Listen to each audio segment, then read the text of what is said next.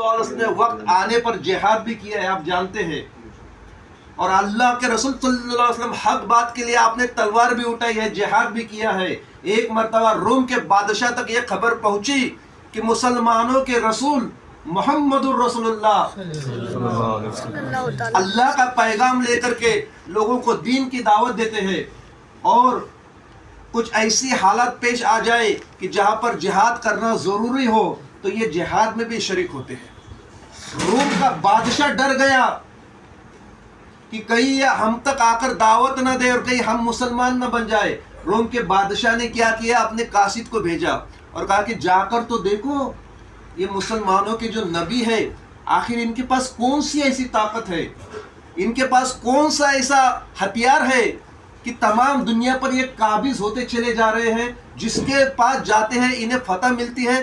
آخر ان کے پاس ایسی ہے کیا چیز، ان کے پاس کون سا ہتھیار ہے، ان کے پاس کون سی طاقت ہے، ان کے پاس کون سی قوت ہے۔ روم کے بادشاہ نے قاصد کو بھیجا، قاصد نے چھپ کر دیکھا تو کیا دیکھا، پوری دنیا میں ایسی مثال نہ کبھی ملی تھی اور نہ قیامت تک ملے گی۔ وہ قاصد نے دیکھا کہ رسول اللہ صلی اللہ علیہ وسلم جب صحابہ اکرام میں بیان کرتے نا تو صحابہ اکرام اتنے خاموشی سے سنتے، ان کے کان کھڑے ہو جاتے، اتنے خاموشی سے کان لگا کر سنتے کہ وہ خاموشی میں اگر سوئی بھی ڈال دی جائے تو اس کا آواز محسوس ہو، اتنا غور سے سنتے۔ دوسری بات، جب رسول اللہ حکم کرتے تو صحابہ اکرام بغیر چو چرا کیے ہوئے رسول کے حکم پر عمل کرتے۔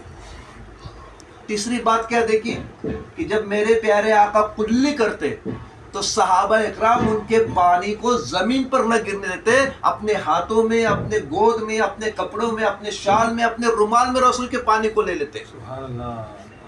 وہ قاصد نے جب دیکھا تو روم کے بادشاہ کے پاس حاضر ہوا۔ بادشاہ پوچھتے کون سی طاقت ہے ان کے پاس، کہا بھول جائیے، وہ اتنے عاشق رسول ہے کہ جو اپنے رسول کے تھوک کو زمین پر گرنے نہ دے، وہ بدن کے قطرے کو کیا زمین پر گرنے دیں گے۔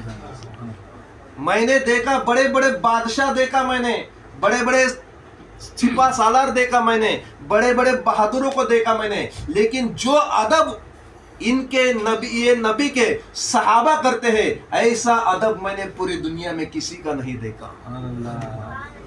اے بادشاہ سلامت، ان سے نہ ٹکرانا، ورنہ ان کے صحابہ ایسے ہیں کہ اپنے رسول کے لیے اپنی جان کے نذرانے پیش کر دیں گے لیکن اپنے رسول کو کوئی ایذا نہ پہنچنے دیں گے۔ یہ صحابہ اکرام کا عشق رسول تھا اور یہ صحابہ اکرام کی محبت تھی۔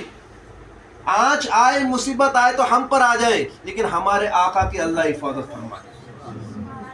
کہ آپ نے دیکھا نہیں جنگ احد، سنا نہیں آپ نے؟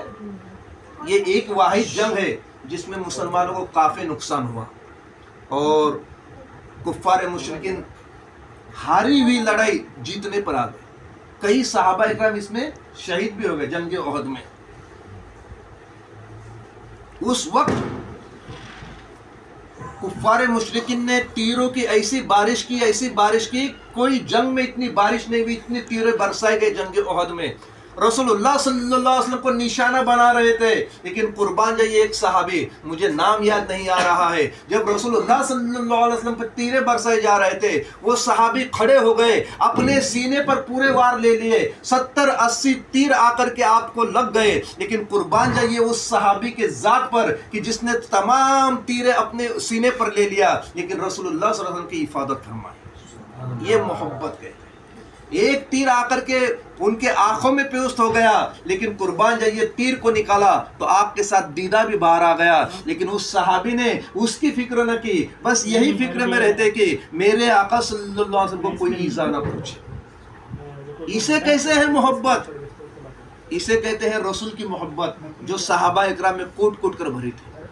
جنگ احد میں ایک کفار آیا اور اس نے وہ لوکھنڈ کی زیرہ جو ہوتی ٹوپی ہوتی ہے وہ پھینک کر کے رسول اللہ صلی اللہ علیہ وسلم کو مار دی۔ پہنتے ہیں نا جنگ میں وہ ٹوپی، لوہے کی ٹوپی۔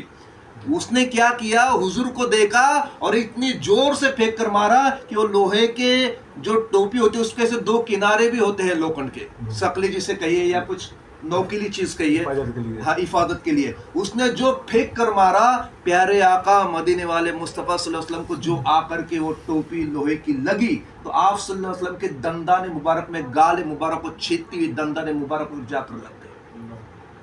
تمام صحابہ اکرام پریشان. ابو بکر صدیق آئے، عمر آئے، عثمان آئے، باقی صحابہ اکرام آئے، لیکن قربان جائیے میرے پیارے آقا صلی اللہ علیہ وسلم پر. وہ جنگ مبارک میں آپ کے دندان مبارک 2 شہید بھی ہوئے ہیں. اب رسول اللہ صلی اللہ علیہ وسلم کے جو اس نے ٹوپی پھینک کر ماری تھی لوہے کی، آپ صلی اللہ علیہ وسلم کے گالے مبارک کو لگ کر کے اس کے جو نوک جو ہے اندر چلے گئے، یہاں تک کہ آپ کے دانت مبارک کو لگ گئے.